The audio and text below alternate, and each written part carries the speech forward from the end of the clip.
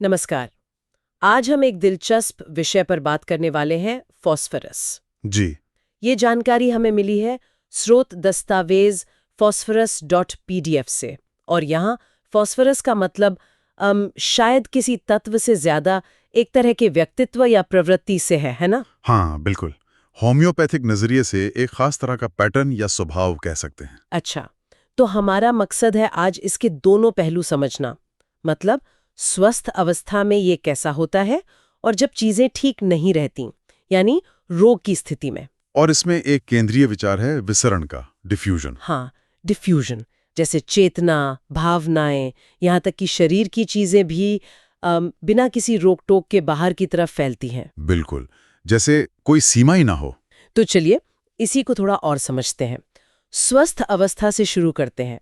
कैसा होता है ये फॉस्फोरस प्रवृत्ति वाला व्यक्ति? देखिए, स्रोत बताता है कि अक्सर ये लोग लंबे दुबले होते हैं। हाँ, और नैन नक्श काफी नाजुक से। जी।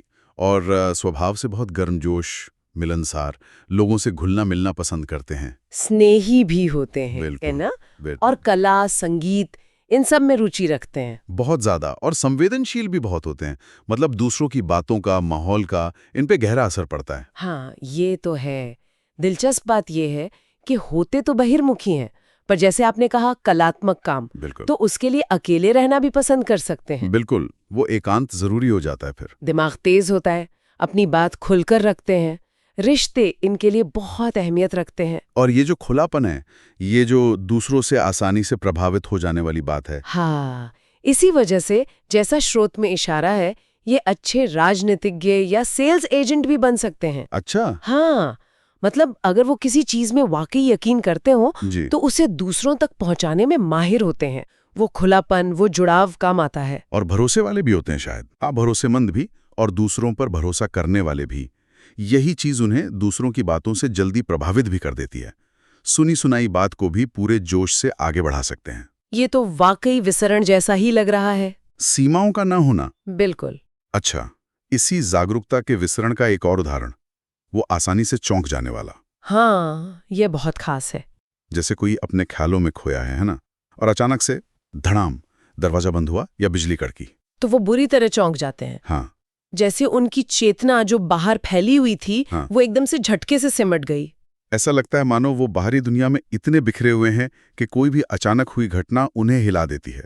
नियंत्रण की कमी दिखती है इसमें। हाँ, लेकिन दिक्कत तब शुरू होती है जब यही फैलाव, यही विसरण नियंत्रण से बाहर हो जाए और शरीर का जो अपना डिफेंस सिस्टम है, वो संभाल ना पाए। बिल्कुल, तब रोग की अवस्था शुरू होती है।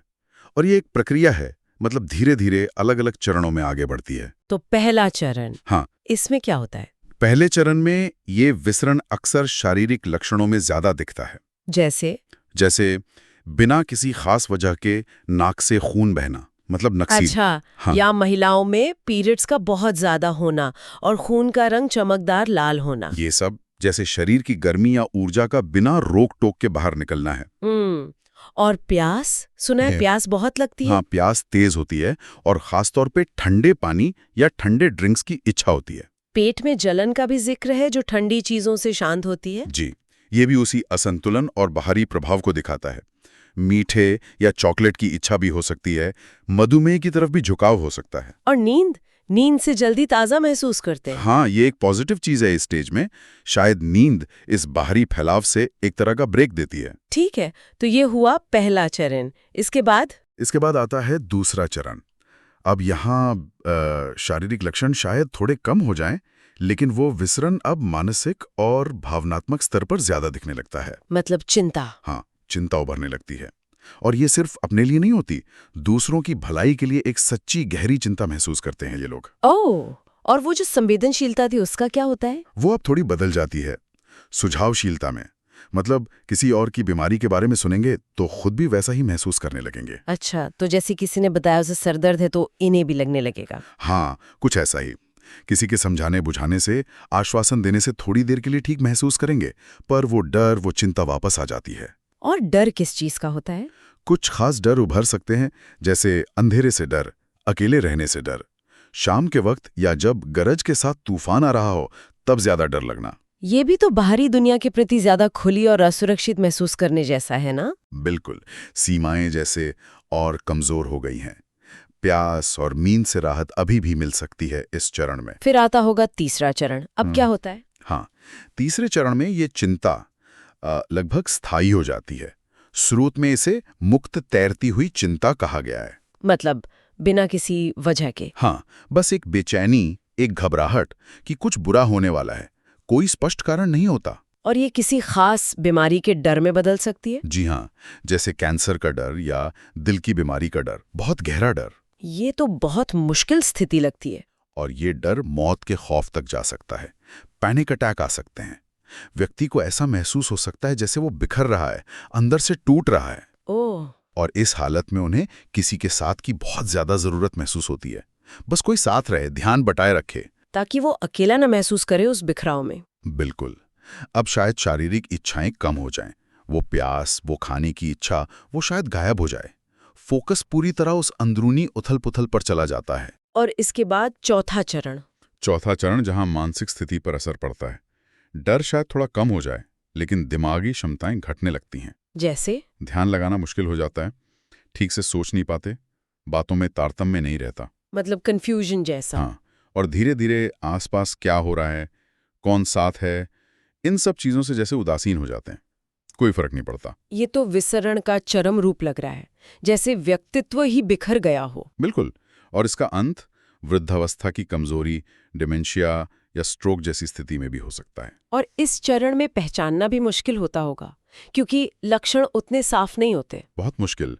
इसीलिए मरीज का पूरा इतिहास जानना और इन चरणों को समझना बहुत जरूरी हो जाता है सही इलाज के लिए। तो इन सब चरणों को ध्यान में रखते हुए क्या कुछ ऐसे मुख्य लक्षण हैं जिनसे इस फॉस्फोरस प्रवृत्ति को पहचानने में मदद मिल सकती है? कोई खास संकेत? हाँ, कुछ चीजें हैं जो बार बार दिख सकती हैं, जैसे बहुत ज्यादा प्यास, खासकर ठंडे पानी की। ठीक है। नमक, मछली या मीठे चॉकलेट की तेज इच्छा। ओके। शरीर के बाईं तरफ दिक्कतें ज्यादा होना या बाईं करवट सोने में परेशानी होना। अच्छा, बाईं तरफ, ये दिलचस्प है। हाँ, और कभी-कभी आवाज का चला जाना बिना किसी दर्द के। गले में कोई खराश नहीं, दर्द नहीं, पर आवाज चली गई। उंगलियों के पोरों में झुनझुनी होना। ये कुछ संकेत हैं। ये कुछ सूत्र हैं जो इशारा कर सकते हैं। जी। तो कुल मिलाकर अगर हम स्रोत के आधार पर देखें तो फॉस्फोरस प्रवृत्ति की पहचान है ये बाहरी विसरण या फैलाव। हाँ। स्वस्थ अवस्था में ये खुलेपन, गर्मजोशी और संवेदनशीलता की तरह दिखता है। बिल्कुल। लेकिन जब ये अनियंत्रित होता है तो रोग की तरफ ले जाता है। शारीरिक लक्षणों से शुरू होकर फिर चिंता बढ़ती है और आखिर में मानसिक बिखराव तक पहुंच सकता है। सही कहा। ये तो काफी गहरी समझ देता है। हाँ, और ये हमें एक अहम सवाल पर भी लाता है। क्या? ये जो विसरण और सीमाओं की कमी का विचार है, अगर हम इसे सिर्फ इस होम्योपैथिक संदर्भ से बाहर निकाल कर देखें, हाँ, तो हमारे आपसी रिश्तों, हमारे जुड़ाव और हमारी जो भावनात्मक रूप से चोट खाने की प्रवृत्ति होती है, जिसे वल्नरेबिलिटी कहते हैं, हाँ, वल्नरेबिलिटी, उसको समझने में इसके क्या मायने हो सकते हैं। मतलब कहाँ सीमाएं जरूरी हैं, कहाँ खुलापन ठीक है, ये संतुलन कैसे बनता है। वाह, ये वाकई सोचने वाली बात है कि ये विसरण का सिद्धांत जीवन के दूसरे पहलुओं पर कैसे लागू हो सकता है। बिल्कुल, ये एक बड़ा सवाल है